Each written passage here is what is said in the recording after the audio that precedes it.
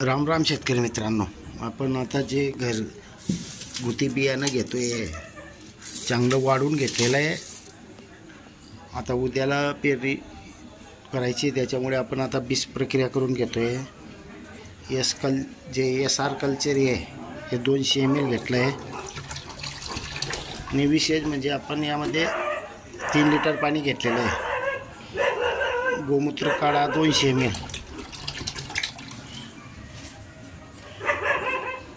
आणि आपला जो ऑल इन वन म्हणजे याच्यामध्ये सर्व हरित शक्ती, हरितार्क,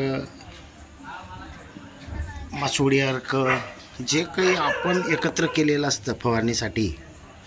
आणि आपण आता जे व्हायरसवर काम करणारं जे बनवलेलं कल्चर आहे ते पण याच्यामध्ये सर्व काही ऑल इन एक केलेलं आहे.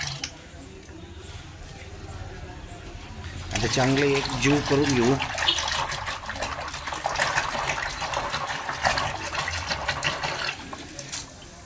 बघा किती चूरचूर आवाज येतोय त्याच्याही. वास पण एक थोडासा. आणि हे जो आपलं आता बियाणं आहे यामध्ये ठेवून देऊ. बघा या पद्धतीने पूर्ण आपण याला, मक्याचं केव्हाही हे कडक असतं तर त्याच्यामुळे एकटा असल्यामुळे थोडा प्रॉब्लेम आहे.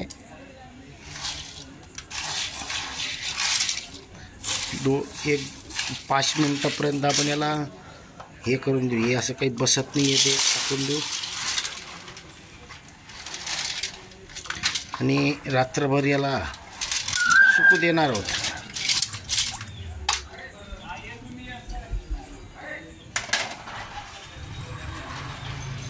या पद्धतीनं आपण आता 5 मिनटं त्याला भिजू देऊ.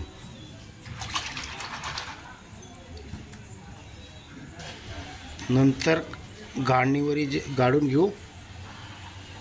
रात्रभर सुकेल. सकाळी टोकन यंत्रामध्ये टाकून पेरणीला टोकन यंत्र साह्यानं टोकन करून देऊ. ही झाली आपली बीज प्रक्रिया.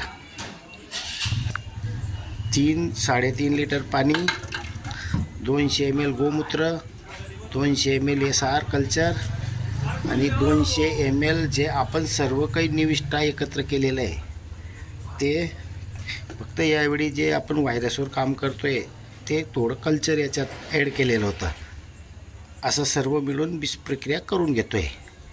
5 मिनटानंतर काढून सावलीमध्ये म्हणजे आपल्या पंखाखाली ठेवून सुकून घेऊ. सकाळी पेरणी करू. धन्यवाद.